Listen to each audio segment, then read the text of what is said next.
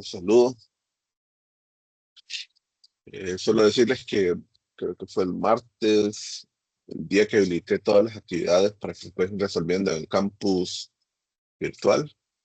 En teoría, todas las actividades del segundo parcial ya las pueden ir realizando. pero- Y ya las tienen disponibles ahí para que las puedan ir desarrollando. Recuerden que los laboratorios están en la última carpeta que está a su derecha para que las puedan ir resolviendo a detalle. Creo que ahorita para este parcial hay dos laboratorios para que eso lo tengan pendiente de resolver cada uno de estos elementos. Entonces, es como una invitación para que ustedes puedan ir resolviendo cada uno de estos detalles en el campus.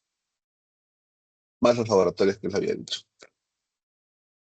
Lo que vamos a ver específicamente en esta nueva unidad de ciencias de la Tierra es esto relacionado con estas 6 características de los materia y los minerales, de las rocas y el ciclo de las rocas, de la dinámica de la Tierra, del proceso externo de la Tierra, los procesos internos de la Tierra y los tipos de suelos que se pueden ubicar o ver en función a este elemento.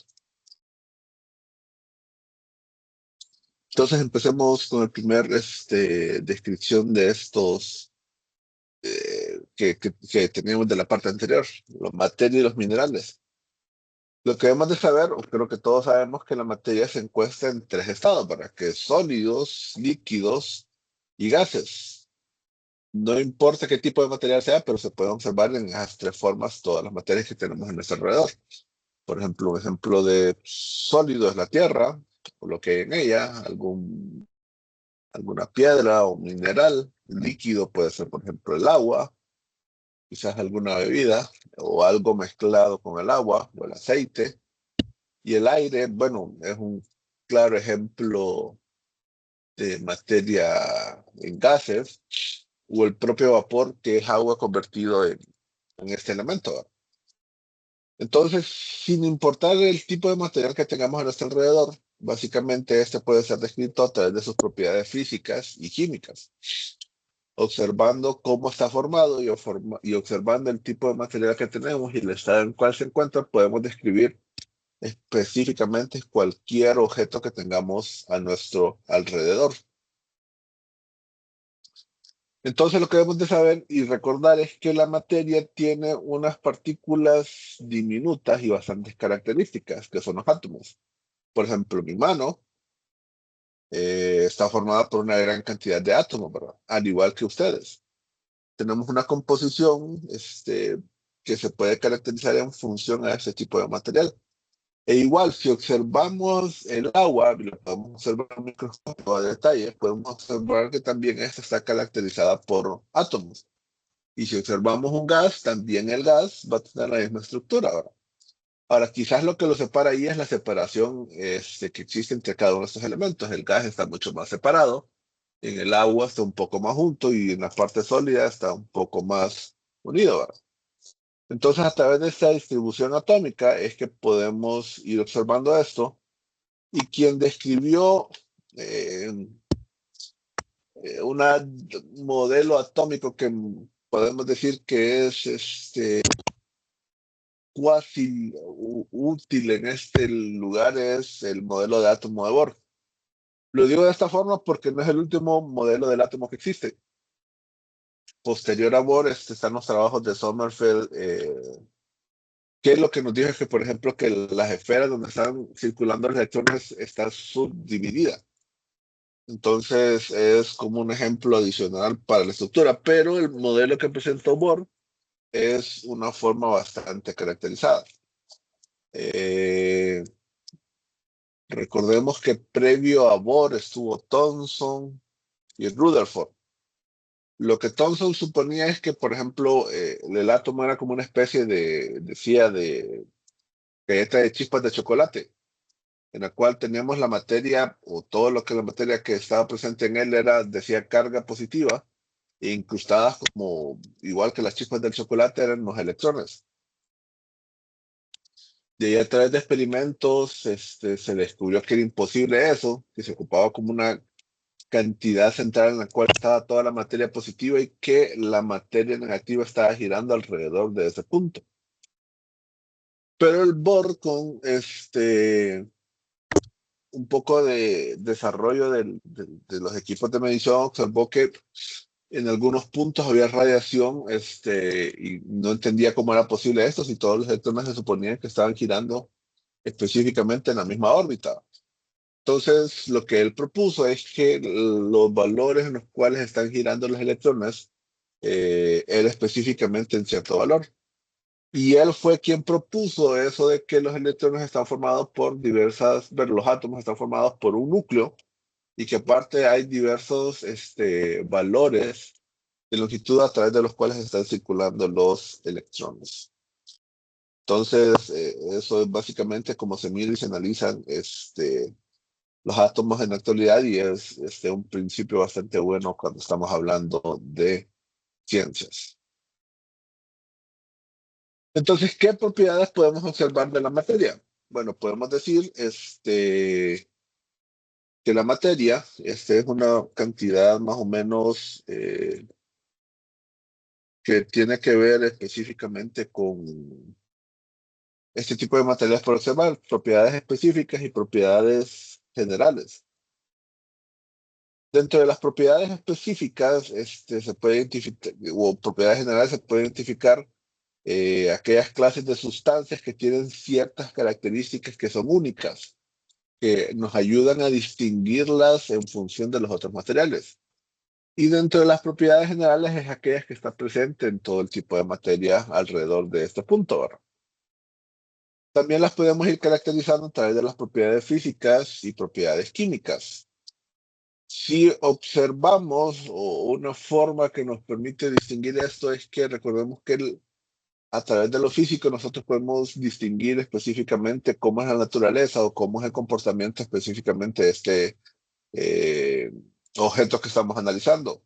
Por ejemplo, los casos que nos plantea acá es si es de estado sólido, si tiene fusión o si presenta puntos de fusión en los cuales puede cambiar de estado o de ebullición que se transforma de líquido a gas. Y todos esos elementos específicos que se pueden caracterizar como el color, el olor y el sabor. Y dentro de las propiedades químicas es observar específicamente la estructura de composición de dicho material. Qué tipos de materiales están presentes en ese elemento y cómo pueden reaccionar cuando se ponen en contacto con otros elementos. Entonces, a través de ese estudio es como se puede ir determinando las características propias de la materia. Y dentro de estas características podemos eliminar o nombrar los siguientes 6 características. La densidad. La densidad no es más que una cantidad que nos describe cuánta masa se posee en una unidad de volumen. O dicho de otra forma, si dividimos el volumen si dividimos la masa respecto al volumen, lo que nosotros estamos obteniendo es una unidad de densidad. Otro elemento es el magnetismo, observar si ese objeto responde o no a características magnéticas. Si su funcionamiento al ponerle cerca un imán o algún elemento que puede ejercer magnetismo reacciona o no. Entonces la forma para poderlo distinguir. La solubilidad es observar la facilidad que tiene este material para poderse disolver. Qué tan fácil o qué tan difícil es al mezclarlo, por ejemplo, con agua, que este material se pueda disolver. La composición de la geósfera, recordemos que es como la parte interna que tenemos en nuestro alrededor. Y si recordamos lo que hemos mencionado en el primer parcial, es como una capa sólida y rocosa que está en dicho punto y que esta puede ser formada por rocas y metales. Pero si observamos una de las principales características, tanto que se va observando ya en la parte de los núcleos, es que cada uno de estos cada vez va teniendo mayor cantidad de hierro. o de ciertas características magnéticas. Entonces, por ejemplo, cuando uno está analizando la potencialidad que puede haber en un punto para construir una central geotérmica, uno tiene que observar esto, qué tan factible, o observar los materiales, qué tantos de estos tienen presencia de magnetismo, porque recordemos que eso es como una señal de que tiene contacto con diversos elementos que están centrados a este punto. Entonces, los minerales, recordemos que básicamente son una especie de roca o algo que está compuesto específicamente por diversos materiales, pero que provienen específicamente de las rocas. Y cualquier material que posea masa, una de estas características es que también puede ser un material mineral o parecido a un mineral y que se presenta específicamente en estructuras internas al interno del planeta. Por eso la ciencia que se encarga del estudio de los minerales es básicamente la mineralogía. Y por su composición podemos decir que es el estudio de los minerales. Y esta se encarga de ir observando específicamente las propiedades físicas y químicas de dichos materiales, irlos organizando y caracterizando en función a estos elementos que se van encontrando. Entonces, ¿dónde podemos encontrar minerales? Tiene que ser al interno de la propia Tierra, ¿verdad?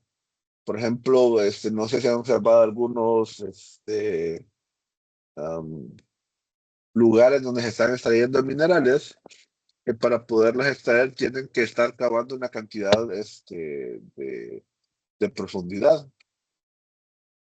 Y conforme se va sacando el material, básicamente en esos lugares tienen ciertos equipos para ir observando ciertas propiedades de las tierras que se van extrayendo en dicho lugar. Entonces, por eso se va caracterizando específicamente el tipo de mineral que se tiene y se va organizando según los valores que se van encontrando. Recordemos que para los geólogos, un mineral es básicamente cualquier sólido no orgánico natural que posee una estructura interna ordenada y una composición química definida. Es decir, propiedades físicas y químicas analizadas nos sirven para caracterizar específicamente los minerales dentro de lo que es la mineralogía. Entonces, lo que hemos visto anteriormente tiene un respaldo en función de observar estos elementos con estos valores observados en este punto. Y los minerales, para que estos sean caracterizados en función de esto, tienen que tener las siguientes características. Uno, debe aparecer de forma natural, es decir, cualquier elemento que sea resultado de un proceso no natural, entonces no es un mineral. Debe ser inorgánico, es decir, sin la presencia de carbono en la formación de dicho mineral.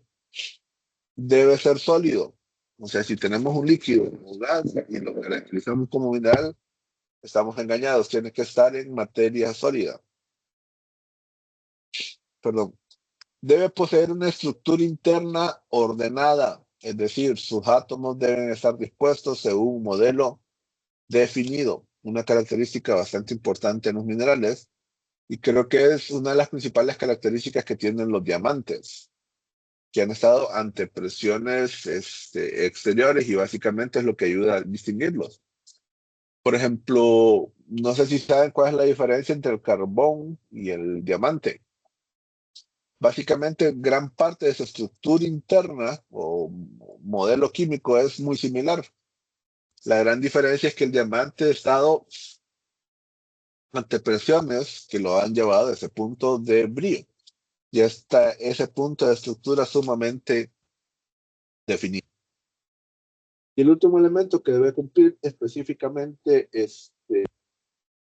un material de este tipo es que debe tener una composición química definida que puede variar dentro de unos límites, es decir, en algunos aspectos se puede variar, pero recordemos el punto 4 que una de las características sumamente importantes es que esto está definido. pero se considera que puede variar, es una opción que se ofrece para ese tipo de materiales.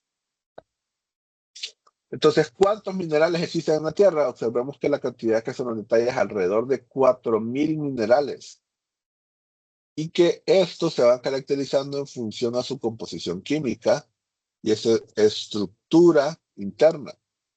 Ojo, hay ciertos materiales que son minerales, pero quizás no son considerados de valor. Quizás cuando escuchamos minerales creemos que nos estamos refiriendo a algo como diamantes. Los diamantes sí son parte de los minerales, pero no son exclusivamente lo que conocemos como minerales. Hay ciertos tipos de rocas que son considerados minerales, pero que no le damos ningún valor como sociedad. La estructura de los minerales, como les había comentado, es básicamente esta imagen que está a la izquierda de sus pantallas, que básicamente varios átomos de carbonos, pero que están sumamente definidos en un espacio bastante reducido. Y es parte de lo que ayuda a que observemos estas estructuras que tienen los diamantes, de esta forma. Entonces, la principal característica que tienen estos minerales es que tienen esta forma química de estructura cristalina concreta, ya sea como los diamantes, que está sumamente definida, o como cualquier otro material que está un tanto más separada, pero tiene específicamente este tipo de funcionamiento en los minerales. Y por ejemplo, se pueden observar en todas estas formas que están acá. Si observamos, por ejemplo, la imagen de la alita o la imagen de la silvina, observamos que tienen ciertas características que nos da dando, o que podemos observar que tienen como ciertas formas definidas. Ahora, cómo están unidas o cómo se fueron adheriendo una a otra es algo distinto. Pero sí podemos observar específicamente esa adhesión entre estos elementos que nos ayuda a entender esa característica del punto 4 y 5 que acabamos de leer anteriormente. Entonces son elementos para ir caracterizando cada uno de estos elementos. Ahora, por ejemplo, si observamos la alita, no es más que una combinación de Na, creo que es sodio con cloro. Y la K es potasio, creo, con cloro. Entonces, básicamente la combinación de estos materiales es como se va observando, perdón, como están formados específicamente los minerales. No es una combinación de algo sumamente raro o distinto, sino que tienen específicamente este tipo de materiales en estos elementos.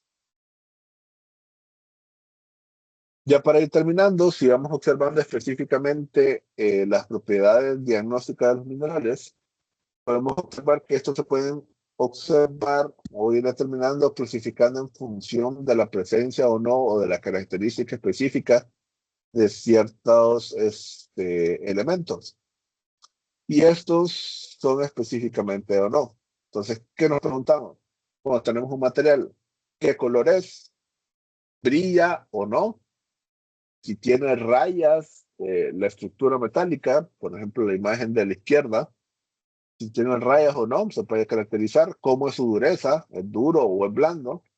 Magnetismo, si lo acercamos a un metal se adhiere, si lo alejamos a un metal, no reacciona con este caso, tiene interacción con los imanes o no. El hábito o la foliación tiene que ver específicamente con las formas que se van dando específicamente en cada uno de estos lugares. Si tiene forma cristalina o no. Por ejemplo, el material de la izquierda con el material que está en negro tiene forma cristalina. El otro material amarillo no tiene forma cristalina y el otro elemento es el peso específico, que es básicamente una división del peso entre el volumen que ocupan cada uno de estos materiales. Entonces,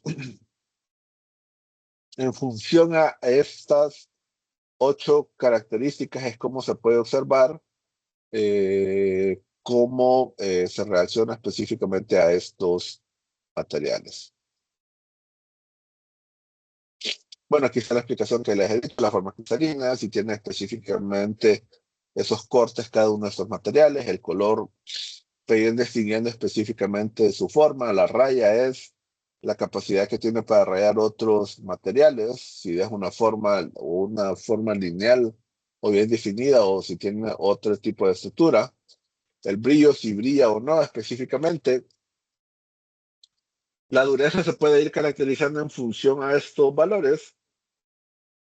Se tienen específicamente estos 10 materiales y se va comparando un poco en función al tipo de dureza con estos materiales. O sea, si los puede romper o no. Y la foliación en fractura es este material si se puede extraer o no de estos casos puntuales. Bueno, y el peso específico, aquí está específicamente la definición, que es el peso entre la unidad de volumen de cada uno de esos elementos. Entonces, en resumen, lo que podemos definir es que las propiedades químicas y físicas de estos materiales, básicamente, es lo que nos va a ayudar para caracterizar si son minerales o no, en función de los demás elementos que hemos definido o hemos leído hace poco. Entre estas propiedades podemos mencionar el olor, la elasticidad, la maleabilidad, el tacto, el magnetismo, la birrefracción y ciertas reacciones químicas que se pueden dar con el ácido clorhídrico o en función a los valores que hemos descrito anteriormente con estos elementos descritos anteriormente. Entonces, para considerar minerales que puede pasar específicamente por estas formas y vamos a observar específicamente cómo sirven y eso nos va definiendo o vamos observando formas para poderlos ir definiendo cada uno de estos minerales. No sé si existen dudas o consultas hasta acá.